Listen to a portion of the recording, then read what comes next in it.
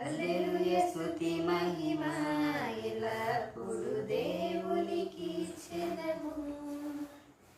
హల్లెలూయా స్తుతి మహిమ ఎల్లప్పుడు దేవునికి ఇచ్చెదము. హల్లెలూయా హల్లెలూయా హల్లెలూయా హల్లెలూయా హల్లెలూయా హల్లెలూయా హల్లెలూయా స్తుతి మహిమ ఎల్లప్పుడు దేవునికి ఇచ్చెదము. హల్లెలూయా స్తుతి మహిమ ఎల్లప్పుడు దేవునికి ఇచ్చెదము. అల సైన్యములకు అధిపతి అయిన ఆ దేవుని స్తుతించెదము. అల సైన్యములకు అధిపతి